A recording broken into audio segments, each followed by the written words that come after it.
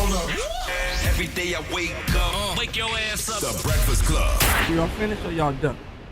Yep, it's the world's most dangerous morning show, The Breakfast Club. Charlamagne the God, Jess Hilarious, DJ Envy. Envy is out today, but Loren LoRosa is in. And we have a very special guest, man, the host of my favorite cable news network show. Abby Phillips is here. Good morning, guys. Abby. Good morning. How are you? Good morning. I say Phillips, but it's Phillip. It's Abby Phillip. Yeah, Phillip. that's okay though. Oh, I thought it was an S too. Everybody puts an S on it. It's cool. It does not bother me. My friend says it's a sign of respect in our community, like Salinas. I don't know how we do that. We do that with people's name. Why do we do that? I don't know. It's just, it sounds right. It feels right. Yeah. How are you? I'm good. I'm hanging in there. New book out, tour, A yeah. Dream Deferred, Jesse Jackson and the Fight for Black Political Power. I'm from South Carolina, so I completely understand Jesse Jackson and why he deserves all the praise. But why did you decide to write this book? I think that there are a lot of people who have no idea that he ran for president, honestly. And they don't, and if they know that he ran for president, they probably don't have any idea that he came second in the Democratic nomination in 1988. So he was the runner-up. And before Obama, there was Jesse Jackson. And I think this chapter really is more important now than ever. Back in the 80s, I think people didn't have any way to know that what Jesse Jackson did really mattered in the long term. But it clearly mattered because had he not run, Obama wouldn't have been the nominee. Had he not run, I don't know that you would have like a Bernie Sanders or an AOC or even a Zohran Mamdani. I mean, these are people who are running on basically the same platform that Jesse Jackson ran on. And he really transformed Democratic politics, not to mention registering millions of voters and putting in place a lot of the people that people like Donna Brazile, Mignon Moore, and so many others who are leaders in the Democratic Party. They are all there because of Jesse Jackson. What? Okay. I was going to say, in the back of your book, The Praises, Yeah. you say, like, the first one talks about how Jesse Jackson doesn't get credit for how influential in American politics as he was. What credit do you want people to give him after they read your book? Yeah, I mean, I think that he transformed the structure of the Democratic Party that made it easier for outsiders to come in and disrupt the system. I think that's really what his original goal was when he was running for president. He was basically saying to the Democratic Party, you have to take us seriously as Black voters, and not just Black voters, but all kinds of other voters. He brought Arab Americans into the voting process. He insisted on women being on the ticket. That's why Democrats had a woman on the ticket in 1984. He insisted on Asian Americans being part of the political process. So what he was arguing for was a political system that actually takes everybody seriously. And I do think we're closer to that now than we were in the 80s, and he deserves a lot of credit for that. But I also think, especially younger folks who, and look, I count myself among them. I was born 3 weeks after the 88 campaign was over. Oh, no, I was 10. Right. But I'm just saying, like, this is not about any kind of judgment about what you know or don't know about this particular chapter of history. But it's important to know that Jesse Jackson, like so many other of these leaders in our history, they had a lot of chapters. And this was a really significant chapter. I mean, he ran for president 2 times. He almost won the nomination. During one of these campaigns, he went to Syria and Cuba and brought prisoners of war back to the United States. I mean, he was doing a lot of things that if candidates were doing that today, we would be like, what? Yeah. Is that real?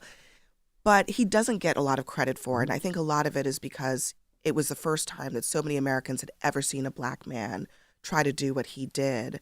And I think it's important to remember how much of a, just a barrier breaker he was at that time. What was the single biggest myth or misconception you discovered in your reporting about either of those campaigns that you wanted to correct?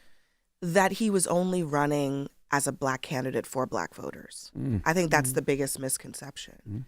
He was obviously very interested, motivated by the desire to make sure that Black people utilized their power, not just cast a ballot, but had leverage to get changes on the platform, policy, things that mattered to their day-to-day lives. But he was also in Missouri with white farmers. That's right. He was also in San Francisco with Asian American activists. That's why he called it the Rainbow Coalition. I think people remember him as being the candidate for Black people, but he actually brought, as he said he would, a rainbow of people into the political process. And he does not get very much credit for how much appeal he had among white voters, especially when he ran the second time around. There's this great picture I have in the book of him at a rally with a bunch of white farmers in like their overalls, and they all have paper bags on their heads with their eyes cut off because they're trying to hide their faces from the feds who were trying to basically foreclose on their farms. And there's Jesse Jackson in the background with all of these white people rallying alongside them. And that's, for me, an iconic photo that kind of shows that he had the same energy for our community as he did for all of those other people. And he was arguing to them, look, the people who are trying to divide us along racial lines are trying to make you think that you don't have as much in common as a working class Black person, and that's a lie. And a lot of people diminish that part of his campaign because it's easier to sort of just put him in a box of, oh, he was just a Black candidate for Black people. I wonder where he fell short, because you talk about a lot in the book about the unlikely coalition he put together. Yeah. It seemed unlikely back then, but now it's like the norm, right? When you exactly. think of what President Obama did or what the VP tried to do. I mean, all candidates try to do it. Where did he fall short back then, you think? There were a lot of things that happened. I think some of them were his own mistakes, and I write about those in the book. I mean, he had a very big controversy where the Jewish slur? Yeah, he used a slur against Jews in private, and then it became public, and he had a hard time figuring out how to deal with it and was slow in addressing it. And that really dogged him especially for the 1984 campaign, but it had an impact on 88 too. I think the other part of it was that he was a true outsider candidate. He had almost no establishment support. You know, he was like what Bernie Sanders was in 2016, where nobody wanted to touch him among establishment Democrats. And so it was harder for him to build a real campaign that had the infrastructure that he needed to take advantage of the momentum when he did encounter momentum. But I would say the other thing is that he was completely discounted as a candidate. I mean, I went back and I read virtually everything that was written about Jesse Jackson in those two campaigns. And the way they talked about him as if he was a gadfly candidate, as if, they really did not take him seriously in the media. And back in that time, there was no way to bypass the mainstream media. And I do think a lot of times if he were running today, I mean, he was such a master of the press, of narrative, of really breaking through, but there was no internet. And if he had had that, I think it would have been a different story because so much of his message just never got to people. That's a lot of the critique he gets too, though. A lot of people say that he was just an ambulance chaser who used to seek publicity. Like, there's the infamous story about how he wiped Martin's blood on his shirt. I don't know if that is even That's true. In the book. Okay, Look, so read, I mean, you should, that part of his story is, and I'm glad you brought it up, it's important because that is the double-edged sword of Jesse Jackson, was that he was a chaser of attention, of cameras. He loved having a microphone in his face. And it was both a gift and a curse. He used it extremely well for decades and decades. And it made him one of the most famous people in this country for a time. But at the same time, it rubbed a lot of people the wrong way, including Black people. Especially Black people, it seems to me. Yeah, in some cases, especially Black people. There are a lot of stories in the book about why all of these people that he came up with in the civil rights movement, all these elected political leaders who were, they ran in the same circles. Some of them were his friends, did not endorse his campaigns. And it was for a myriad of different reasons. But I do think that a lot of people were were rubbed the wrong way by his constant attention seeking, or it seemed to be attention seeking. And I think that even while you can recognize how important he was as a figure, it's like all of these people, they're all flawed in some really profound ways, but especially in this particular way. I mean, any person who runs for president has a massive ego, has a massive desire for attention. And he fits into that category like a lot of these other guys. I don't mind it, though, because, you know, we say now one of the Democrats' biggest problems is not knowing how to message, not knowing how to communicate, not knowing how to connect with people. Jesse did not have that problem. He did not. He was a master connector. I mean, he really was. And I do think he probably got more dogged for it than he deserved because that skill was so rare at the time, and it's rare now. I mean, he was a black man in the 80s filling up stadiums of 15, 20,000 people. There are many candidates right now, to this day, that absolutely cannot do that. And he was able to do it because he had charisma. He could deliver a speech. He could connect with people who were otherwise not that interested in him as a candidate. And look, it's a skill. It's a particular gift. And I think that gift was completely, you know, just kind of ignored at the time. And I think we understand now how rare that is. People like Obama have it. People like Donald Trump have it. People like Bernie Sanders have it. But not that many people have it. And he had it. And at that time, it was just kind of like, well, he's not a serious candidate. In the opening of your book, you have a quote from Theodore Roosevelt, right, about criticism and, you know, critics. The man in the arena. How do you think social media, well, young people growing up in the social media area these days, how can they learn from a quote as strong as this one? Yeah, I mean, the quote speaks to the fact that the reason I chose it is because I think people often throw stones at people who are in the arena doing the work and getting bloodied up and muddied up by doing the work, because it's really easy to be on the outside and criticize. But by being in the arena, you are actually doing the thing. And it's messy and it doesn't require you to be perfect. And I thought that was a good quote that kind of describes Jesse Jackson. I wrote this book and it paints the full picture of this man as in all his flaws and all his gifts. But the one thing you have to say about him is that he was in the arena. That's right. He was there at all these different junctures. He was involved in 1972 at the historic Black political convention in Gary, Indiana, where Black people gathered together and asked themselves, how do we exercise our power? He was there in the 80s. He was there in the 90s. So he was there in all these moments. And I think it can be very easy to criticize those people who seem to be everywhere a little too much. But being in the arena matters. Actually getting up off your couch and going and doing something about what's happening in the world is something that very few people do. And when they do it, we should learn from them. Do you feel that way being, you know, one of the few Black women on cable news with their own show, especially you, because, you know, you have your own Rainbow Coalition that you bring together every night. Okay. That's one way of putting it. With all of these different voices, do you feel like you get a lot of that too?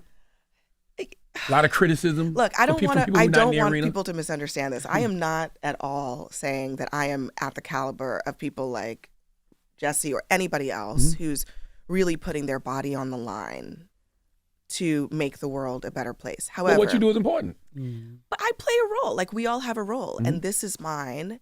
And and in a way, yeah, people are very easy to be like, well, she shouldn't give this person a platform. She shouldn't do this. She shouldn't do that.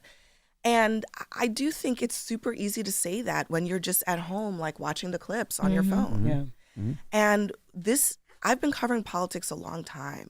This is a time in our like political life where we have to really know what's going on.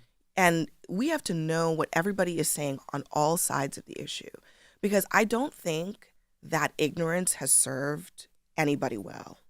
And particularly, I get a lot of criticism from the left, from people who are like, why does she have MAGA people on the show? And it's like, well, you should know what they're saying. Yeah. I agree. Because just so you know, half the country voted for Trump and for Trumpism. And it's not helpful to be completely unaware of what is happening in those media ecosystems. So I personally think it's super important. And I want the debate.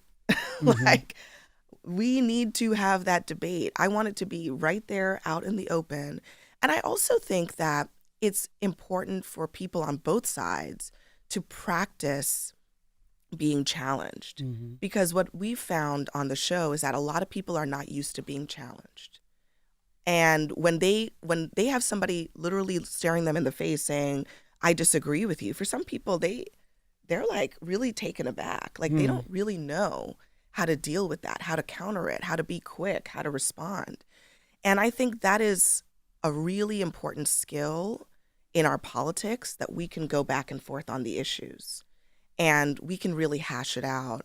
And I I'll take the criticism from all sides, but I am very proud of what we do, because I think that very few people are willing to do it. Very few people are willing to take the chance of even being criticized. And I don't mind it. Like, that's part of the job. What about, because I know with your show, there's some moments that are like very hard hitting, right? Yeah. What about when that becomes like too much for you? Because I've seen people step away from those debate style shows because it becomes too much and it's triggering for them, especially for Black women. How do you because you get back up and do it again the next day? Like, what is your... That's my responsibility. I unfortunately can't step away, but I understand when people do. And I actually think that is totally good and healthy. I think it's important to know your limits. And you know what? The good news about me not being able to step away is that it's my show. And I can draw the lines when I need to draw the lines. And if you watch, as I know you do, every night, like, you've seen the times when I've had to draw some lines at the table. And I don't do it that often because I want it to be not that common, because when I do, it's like when your mom, really tells you it's time to stop.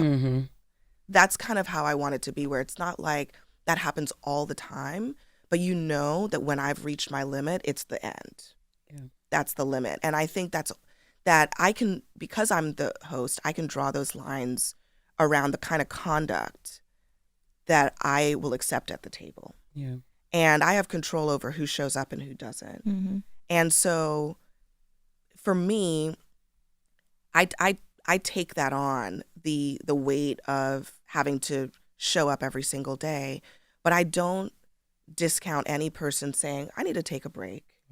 I need a moment, because I think that's actually healthy for all of us, that we should take care of ourselves and our own well-being, even while we try to stay engaged. And I fully support that. And I also will say, Loren, that I think there are definitely people who cross the line. And that's part of the dynamic that is not within our control. And give us an example. And that's okay. I mean, I think I know one. Well, look, I mean, maybe the most famous one was the Jillian time. Michaels. Well, yeah, there was Jillian Michaels, but I'll say honestly, Jillian Michaels crossed the line in the sense that she said something that was kind of embarrassing, and we addressed it, but we never said to her, "You're not welcome back." Yeah, and I don't think she crossed the line either. I just think she just wasn't informed. Yeah, that's her. She made a decision not to want to come back, but yeah, the thing about that was that she actually was talking about something that was important for people to be aware of was actually happening, because right after she said what she said about slavery and how it's overemphasized at museums and in the Smithsonian, guess who said the same thing? The president. Yeah. So if you had watched our show a couple of days before, you would have known what was coming.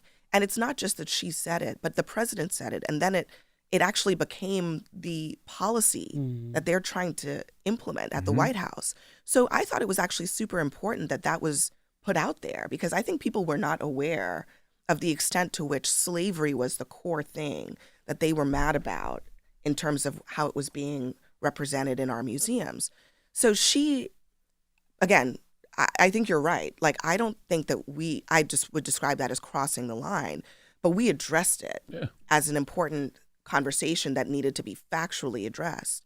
But there was another incident with a person who was on the show who said to another guest that, a Muslim guest, that their pager would go off. Said that to Mehdi. To Mehdi. It was a reference to the Israeli, they'd like put bomb materials in pagers of the Houthi terrorists, and they went off. And that was an actual line that was crossed, because you wishing death on a guest on the show is completely unacceptable. And he was told, and I said publicly on the show, he was not invited back. And so there are lines that are crossed, and I think people understand that I'll draw them when they need to be drawn. But I also think that we want to have real conversations. Sometimes they get a little bit messy, and that's okay. But I also think, disrespecting people in a way that is inhumane, or, just there are some lines that we don't want to cross, and we'll draw those lines publicly, and I'll let everybody know what's going on. But for the most part, we're trying to encourage speech, not trying to squelch it. The thing that bugs me out about your show is people will say, they'll talk about Scott Jennings or the Kevin O'Learys, or, the guy who made the comments to Mehdi Hassan. But you have Anna Kasparian on there, and Nina Turner, and Teslin Figaro, and Bakari Sellers, and Tiffany Cross, and Mehdi Hassan, and Michael Eric Dyson, and Charles Blow, all of these powerful people with powerful voices who push back on all of that nonsense. I don't understand why nobody ever highlights that. You have voices on TV that don't get on TV. Teslin Figaro they only put her on Fox News. Anna's only on the Young Turks Network. They don't put these people on television. And we look for people to bring on who bring a different, unique perspective. That's the whole idea, is that people like Anna and Teslin and others, when we bring them on the table, it's because we don't want just like the typical talking head that you hear on television. That's right. Because I also think that what they do is they represent more people. They represent regular people and how they think. And one of the things that I love about the show, because I hear it from people when I go out into the country, is that they watch, and when they hear something, regardless of what part of the political perspective they're on, they'll say, yeah, that's what I was thinking. And I want people to think that their POV their point of view is represented at the table in some way. And so, we try to find unique, new, interesting, dynamic, energetic voices, people who are smart, people who can get in there in the conversation and are not passive. They're actively listening. They're actively responding. They're thinking on their feet. They're not just regurgitating talking points. We don't get there every single day, but that's the goal that we try to get at. And so, we, on both sides of the aisle, by the way, because we also look for fresh voices on the right, because I just think that people are tired of the same old, the kind of talking past each other, where, one person is saying one thing and then the other person is saying another, and they're not ever responding to each other and the ideas that are put on the table. And we try to move past that, because I think it's not that interesting to be doing that in this day and age. And what I'm also really proud of is that we get into the actual issues. We're not just talking about the politics and how it's going to play with the right and how it's going to play with the left. I'm going to ask you, who are tariffs really helping and who are they really hurting? And like, we're going to talk about the actual issue, not just quote unquote how it plays, because I think that's kind of like a lazy way to approach real issues that have an impact on people's real lives. Nobody cares how it plays. They want to know how it's affecting their actual pocketbook. That's right. Go ahead. You had dedicated this book to your daughter and your two parents. Yes. I wanted to ask you a question. You said to my daughter Naomi, who showed me how. How did your daughter show you how? What did you mean? I never knew how much I could do until I had my daughter. And I think I know a lot of parents can relate to that. That I was probably limiting myself before I had her, because being a parent, you're like doing so much every single day. And there's nothing more motivating than your child. Yeah. There is nothing that wakes me up faster in the morning than my daughter, and knowing that I have to get up and at 'em, not only to put food on the table and a roof over her head, but to show her what it means to work really hard. And I started working on this book like 2 months before I found out that I was pregnant with her. It was kind of a surprise. Yeah. And I was like, oh my God, what am I going to do? And then the morning sickness hit. And then I was launching a show, and I was like, I don't know if I can do this. But I did it. And then when she was born, and I was, trying to raise a newborn as a first-time mom, and then trying to work on this book, the thing that kept me going was that I cannot quit on this for her. And so, she showed me how to do the things that I set out to do. Yeah. And everything that I start, I finish because of her. Because that's what we have to do for our kids, is to, like, we are showing them the way. And she watches me, and, she knows, like, mommy's going to a speech, mommy's going to an event. Yeah. She clocks it. She recognizes everything that I'm doing. And it's in that brain somewhere. And I know that when 10 years from now, she's 4 now, 10 years from now, 15 years from now, that's going to be her normal. And that's what I want. And childcare is expensive, so those And speeches New and York writing City these is books. expensive. And And paid, it's ridiculous out Yeah. here to raise and educate a child. So, yes. But that is so powerful. I do love how you shed light on that for me. That's really dope. Yeah. Yeah. And I wanted to ask you too, right? When you did get the backlash from the Jillian Michaels thing, there was a lot of people making comments, and the social media is one thing, but when the comments come from people you actually know, like whether it's prominent Which it writers or did. journalists, I'm not gonna say no names, but how did that make you feel? I think it was disappointing because I really hope that we understand how important it is for people to be free to say things that other people disagree with. Because when the tables turn, we want that ability. And I also think it does not do us any favors to pretend like a lot of people don't agree with Jillian Michaels, and that it's an opportunity for us to correct the record. To educate, to inform, to put facts on the table. And I know, can I be real? I know Black people who agree with Jillian Michaels. I've heard, and not just recently, this is her talking point about how slavery existed all in the world and we overemphasize it here in the United States. I have had Black people say that to me, 10 years ago, 15 years ago. So it's not like this is a new talking point. She didn't invent this out of nowhere. So it's an opportunity for us to correct it. And I feel like people who, if you call yourself a journalist, you should never, I don't think we should be in the business of saying, it would be better for us to just not hear the thing that we disagree with. It is an opportunity for us to do what we're supposed to do, which is to actually give people something real to counter it with. Gives people facts to arm themselves with. That is what our job is as journalists. Yeah, I heard Andrew Gillum say he said this when we did, it was the night of the election.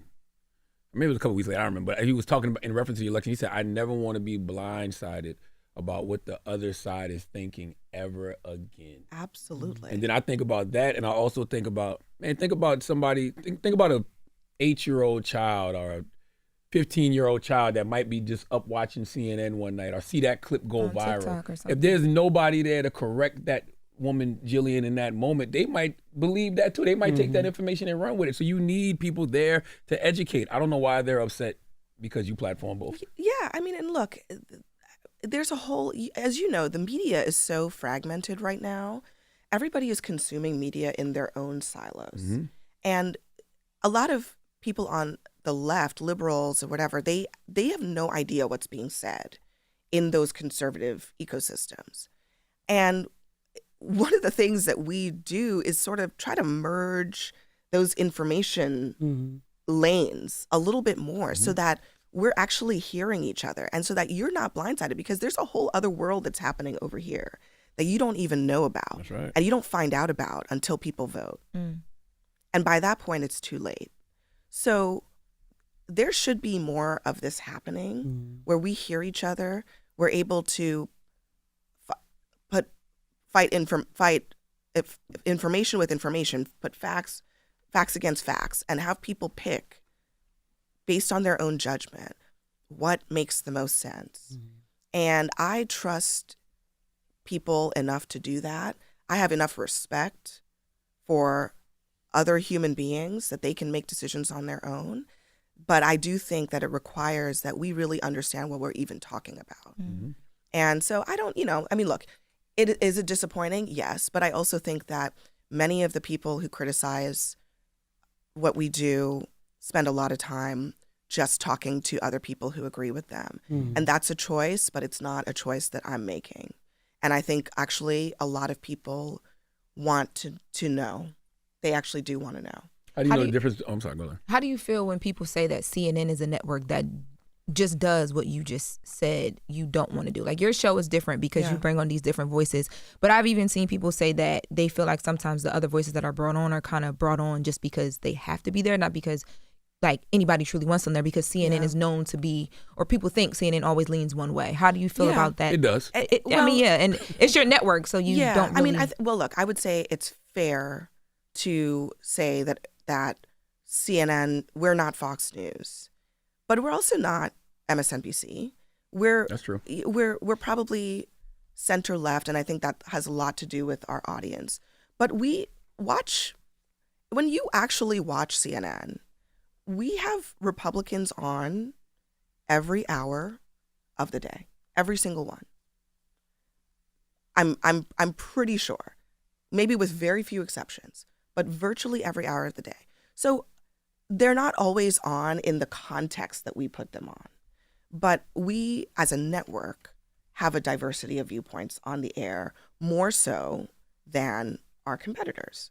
And so, I mean, liberal media is a criticism that I think we hear a lot, but there's also way more liberal media and way more conservative media.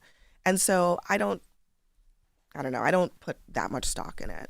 I think it's a little bit a reflection of the cable news audience, but I also think that there are extremes on both sides, and we're not in the extreme. And I think, real quick, Loren, I think another thing is like y'all show conservatives who aren't necessarily MAGA, like the S.E. Cups of the world, that Adam Kinzinger. There is a range. Michael Steele was on your show last week, I believe. Wasn't he? Well, no, not Michael. Yeah, he's on MSNBC. What else? But there is a range, to your point, and it's not just, there are MAGA conservatives, there are people like S.E. and Alyssa Farah who are sort of somewhat anti-Trump Republicans. We have libertarian people. We have progressives. We have just establishment Democrats. There is a range of political views, and we try to have them represented in one way, shape, or form. We have people who I cannot put them in a box. I don't know how to describe their political views. We bring those people on, but we also bring on people who are just not, we have Roy Wood Jr. on all the time. We have Wendell Pierce comes on. Like, we bring on people Wendell Pierce. Yes, just people who are just insightful and smart. Van Lathan. Yep. You know, they're just interesting, and they bring depth to the conversation, and they put things on the table that that like the classic New York and DC types don't put on the table. And so I think that we are so much more multidimensional than left and right, than Democrat and Republican. And that should be better reflected in who talks on television. You brought up this was like I think it was like a few weeks ago. You were talking about cancel culture. And I saw people reacting to this too. You said that liberals need to take more onus for where cancel culture went wrong. And this was after Kimmel was pulled from air. Yeah. There's been a lot of like conversation about if cancel culture is even a real thing at this point. Yeah. But where do you think the liberals went wrong with cancel culture? I think that there were some specific moments, you know, not just around race, by the way, but even around, you know, around COVID, around other things where Gender identity. Whatever you want to call it. I'm not endorsing any viewpoints that are right or wrong, but I think it's asking the question, should people be forced out of their jobs, or, you know, should the weight of sort of public opinion force people out of their livelihoods because of things that they say, maybe because of mistakes that they make? I think it is just a fair conversation to have, because as we saw when Charlie Kirk was assassinated, you had people making comments on Facebook about how they didn't like what he said, and then losing their jobs over it. The government pulled people's visas and revoked their citizenship over comments like that. And I just think globally, look, I think one of the criticisms of me making that point was that even long before this, there was cancel culture in the 80s and the 90s. And I think that's 100% true. But shouldn't we evolve to a point where we don't do this kind of thing anymore? Yeah.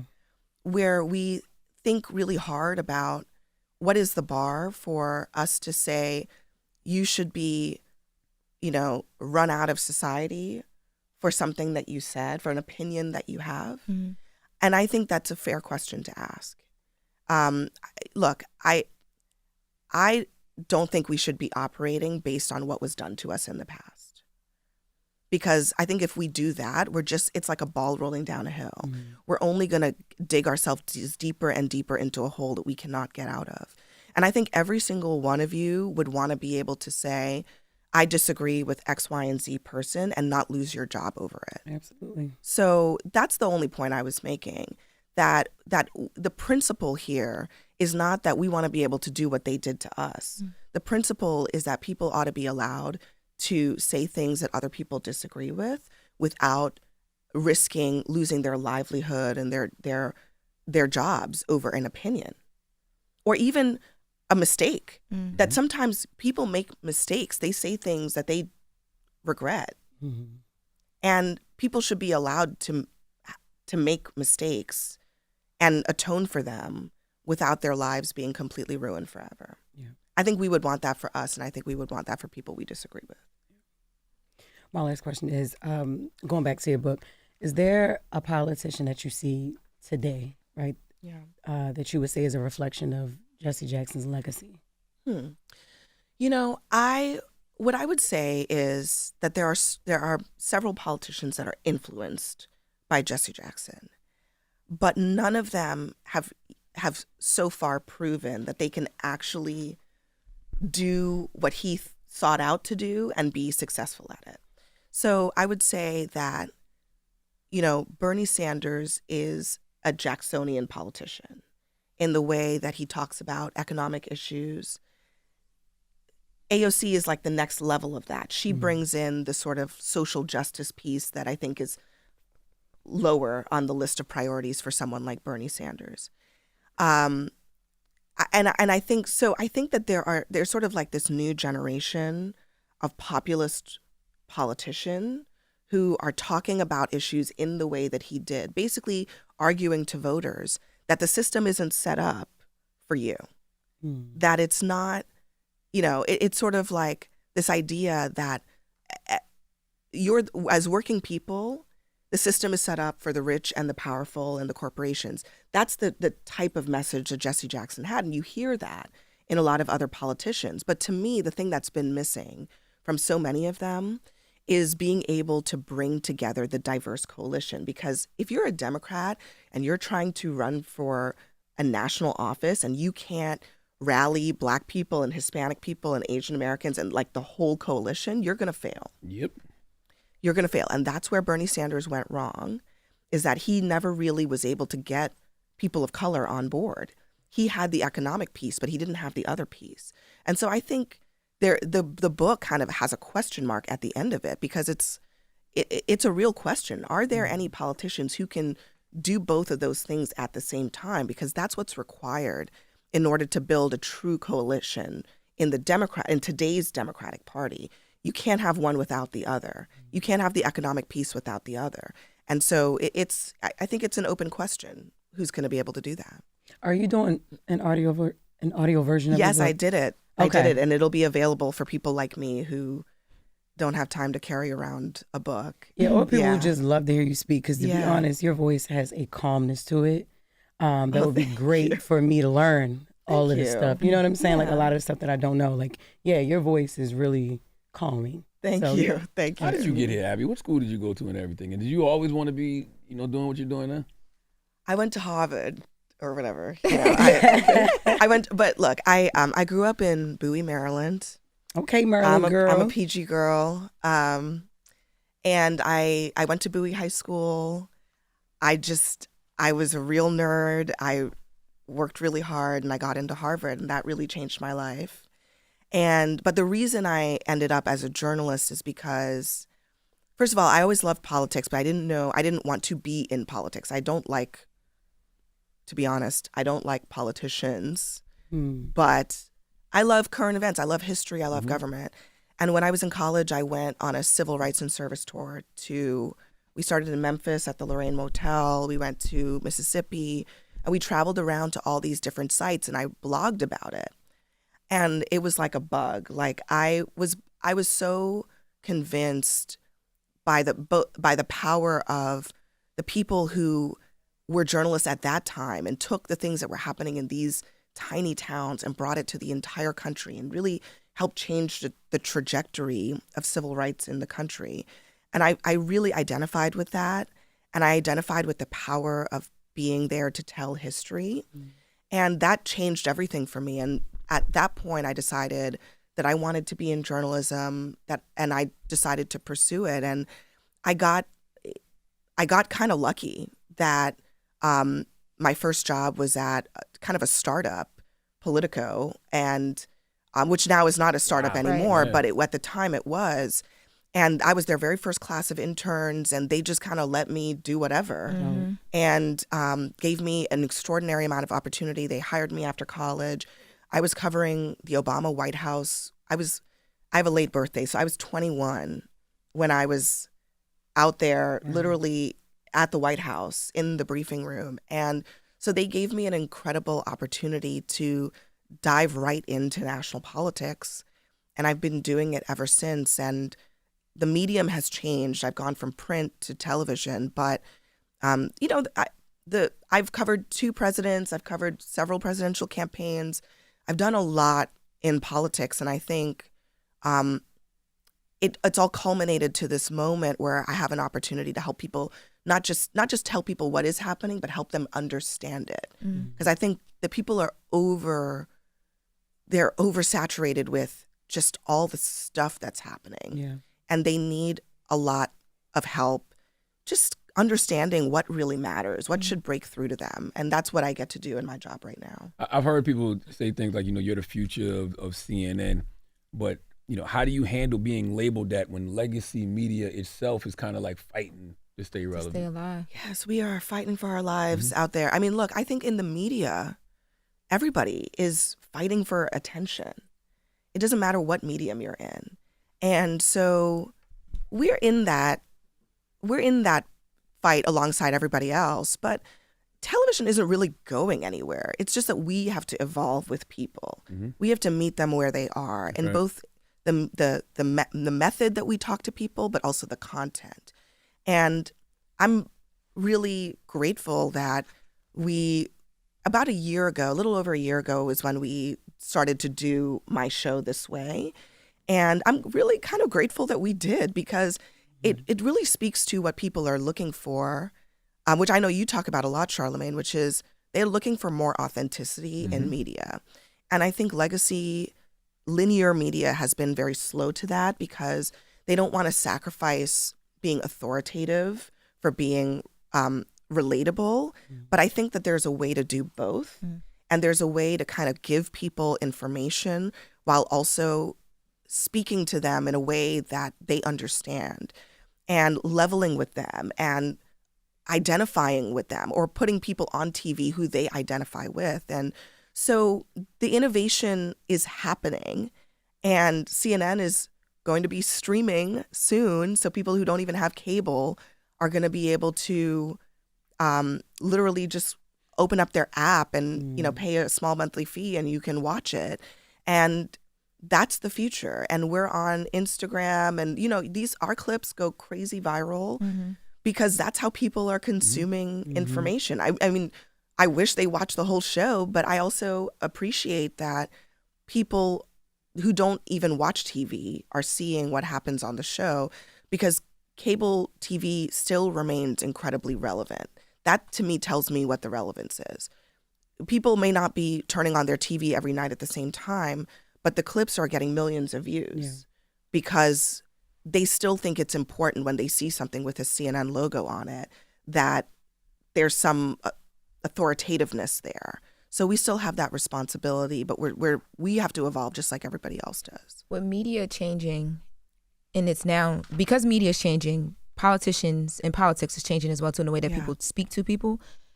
Kamala Harris said to BBC that she possibly may run again. How, because I know you were also very honest about what she didn't do right and what you thought she did do right when she ran. If she was to run again, like, where does she meet in the middle with that? Because I think that's one of the things that fell off with her last campaign, is that was happening with media, but she didn't meet us where some people were at and speak straight to certain people. So what does she do this time around, and should she even run again? I've been talking to a lot of people about that because, as you know, this book was very controversial. And it was even more controversial than you think. I loved it. In private, I think there's a lot of controversy around it, because I think that there are a lot of bridges that are burned here, whether she wanted to or not. And I think it will be very difficult for her to mend those fences that she'll need in order to run if she just decide to run again. I think this book read kind of like somebody who was kind of done with it. So I will be interested to see if she decides to do it. But one thing I'll say, I mean,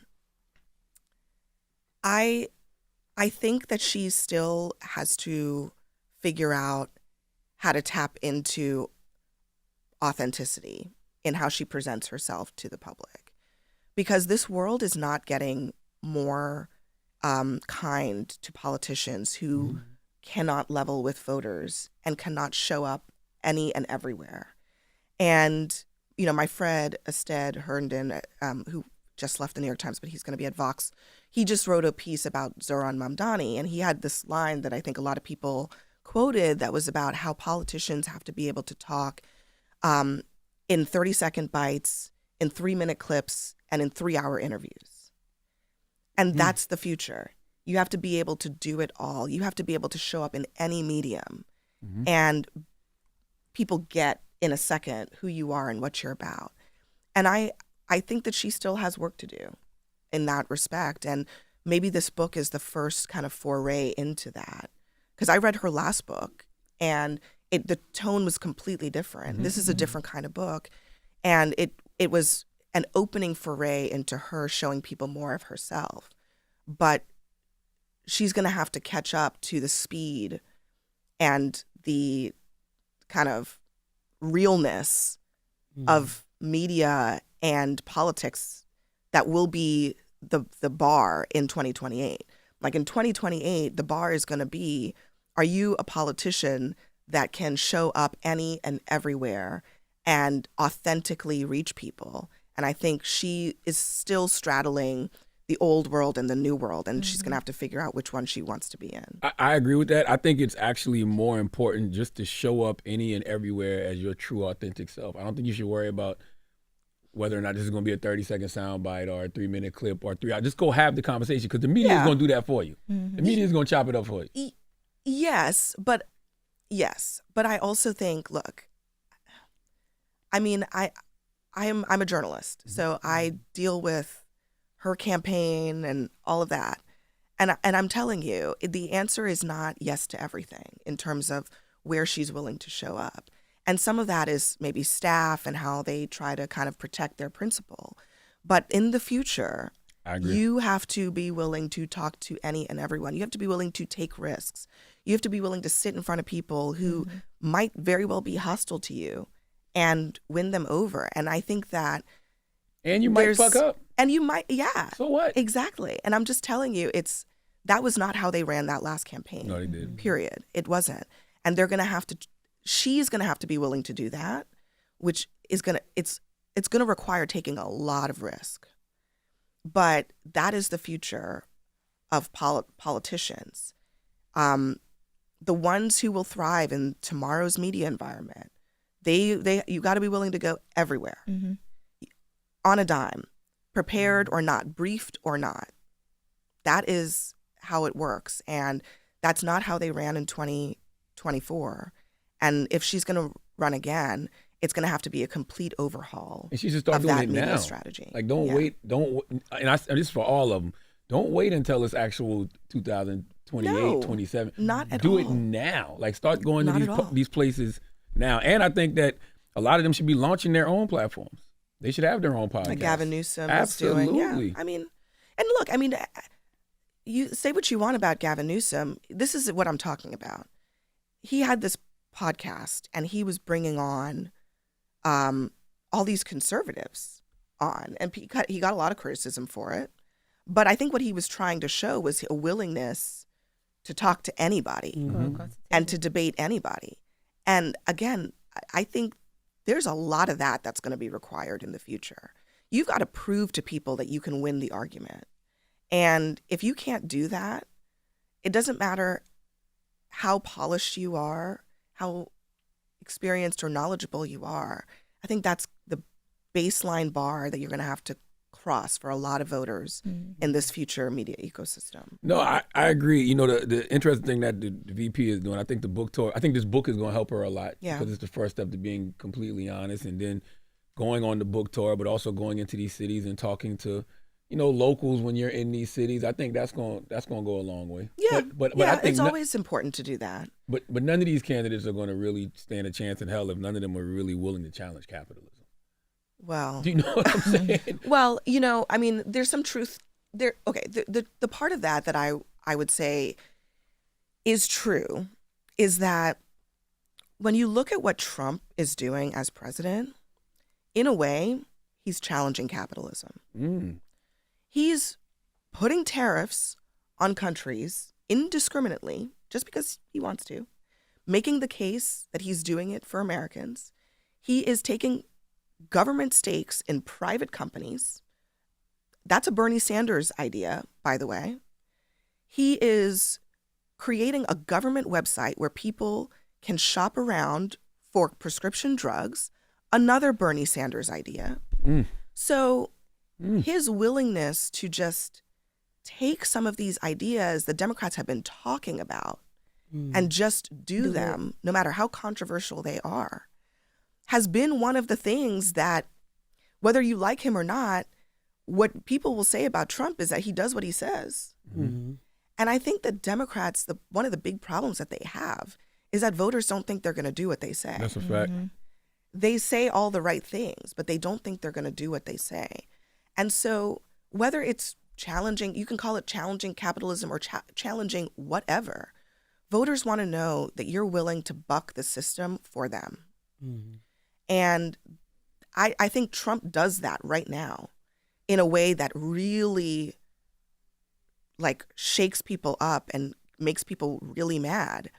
But that is also why a lot of voters, whether they like him or not, they will describe him as effective.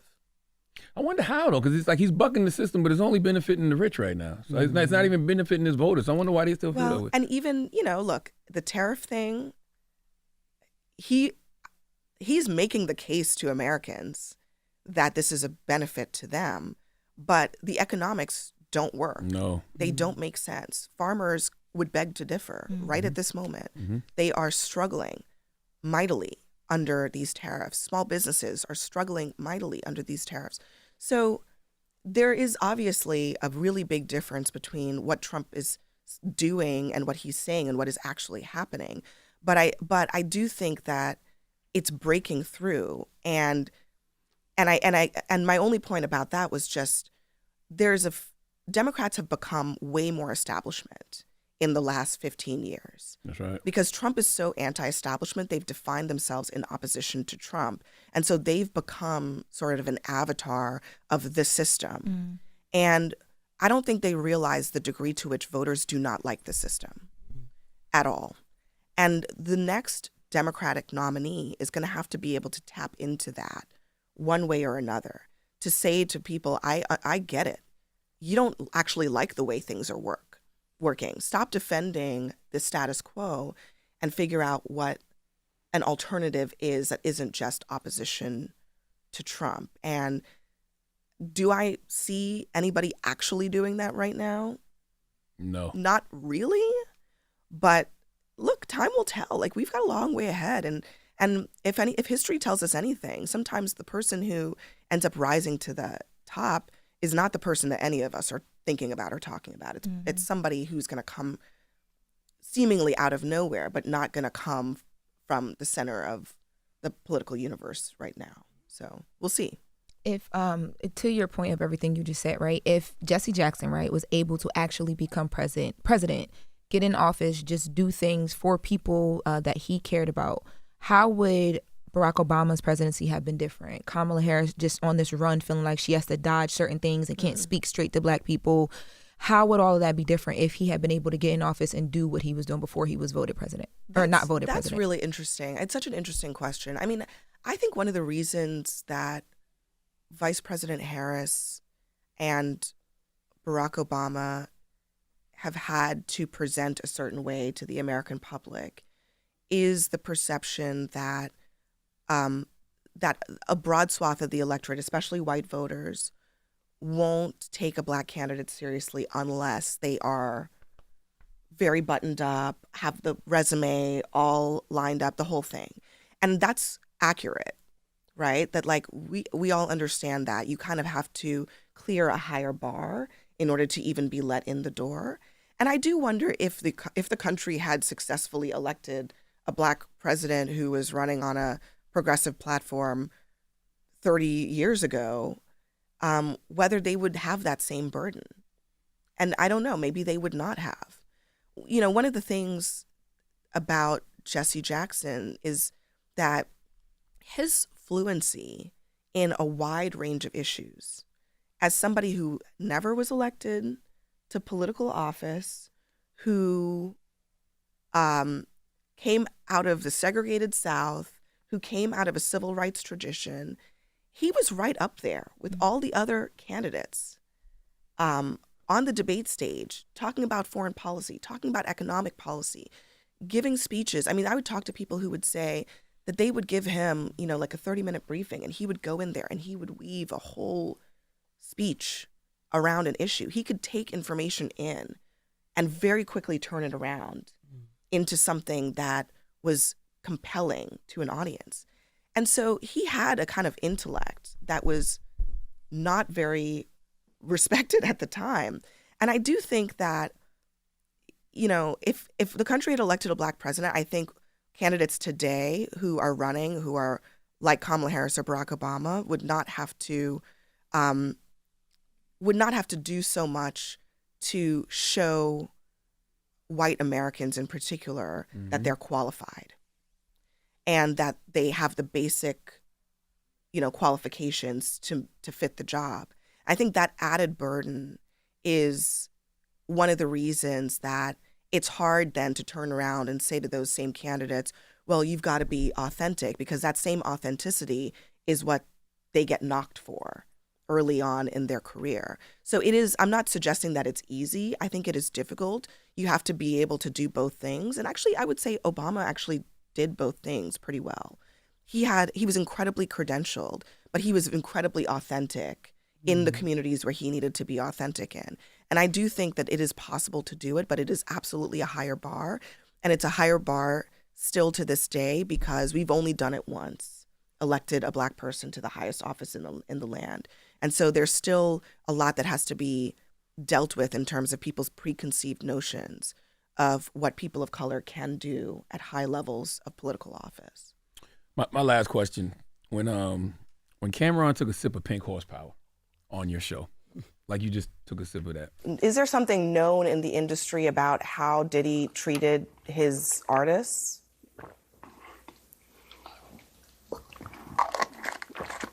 So I'm going to get some cheeks after this horsepower joint. I knew you were going to bring this up. and then when Cam said he was going to get some cheeks after your interview, did you understand what was happening in that moment? I knew that we needed to end the interview. And obviously, I knew we needed to end the interview. We were up against the end of the show, and we had to get to a certain time. So, I had to land that plane, and I did. And look, I mean, it was ridiculous, but as we know, that was the point. So did the person who had to transcribe the show afterwards ask you what that meant? What do you mean he had to get some cheeks? Well, we all were just like, what just happened? Yeah. I mean, whatever. It's, I'm not going to give this much more oxygen, because I know that's part of the point.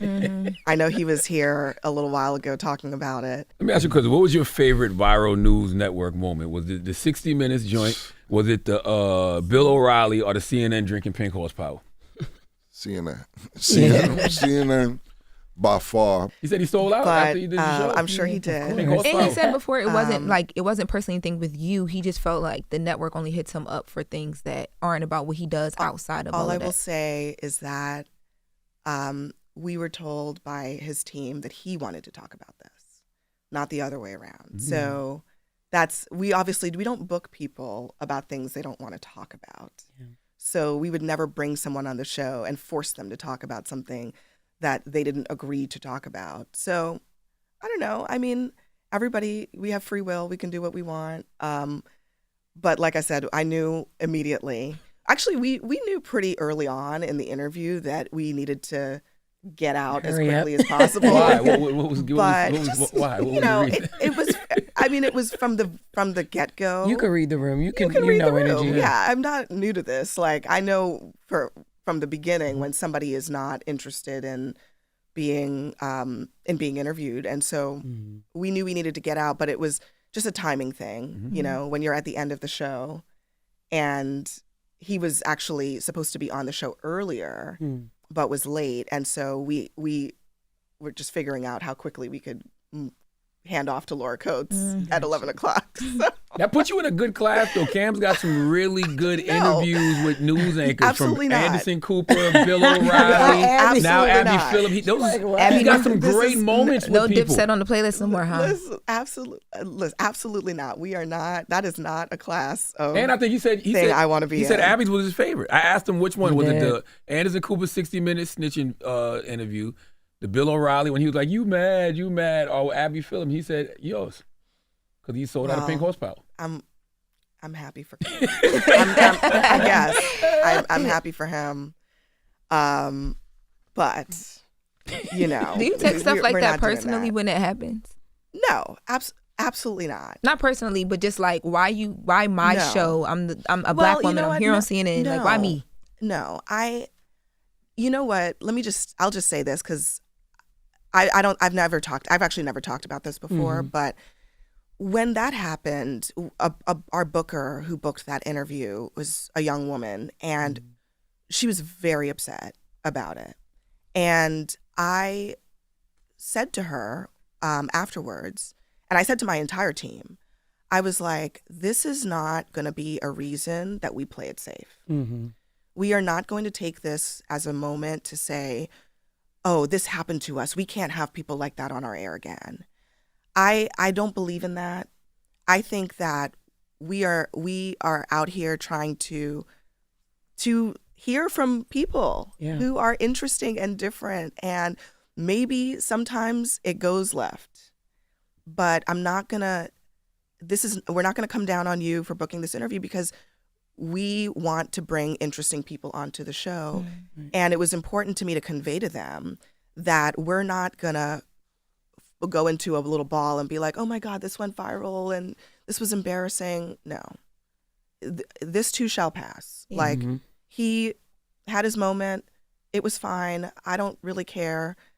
I wish he didn't do that on the air? Yeah. It was great. But I'm not using it as an excuse to say that we're going to play it safe on television, because that's not what we're doing here. So, you book a fantastic job. Fantastic booking. What's her name? Fantastic booking. Okay. Does she book your show every night? No. She is, unfortunately, she moved to a different city, so she's no longer with us. But she was over it. No, but it wasn't just her. I told her boss too. Yeah. And I was like, we are not going to treat this like some kind of major mistake, because it was not. It is television. Yeah. And sometimes in television, you have guests and you don't know what they're going to say. And the whole point of TV is not to be predictable and boring. That's right. So let's not do that. I thoroughly enjoy your bookings. I thoroughly enjoy your show. Make sure y'all watch Abby Phillip on CNN NewsNight every night at 10. And then there's Table for Five comes on at 10 o'clock a.m. on Saturdays. Yeah, on Saturday. And don't forget to buy the book. Yes. A Dream Deferred is out right now. Jesse Jackson in the fight for Black political power. Abby Phillip, keep doing a great service, though. Thank you, guys. You do Thanks a great for having job. me. Come on the show sometime, all of you. Really? Yeah. All right, shit. I'll be a I know you have some political viewpoints. I got some little stuff. You know what I'm saying? Come on. I got some little stuff. Even Table for Five. I know it's late at night. So Table for Five, you can come on. It's a different time. That's more of a Charlamagne earlier thing. For your schedule, yes. He can go in there and argue for us. Yes. We'll be supporting. I enjoy watching. It's Abby Phillip. It's The Breakfast Club. Hold up. Every day I wake up, wake your ass up. The Breakfast Club. Y'all finished or y'all done?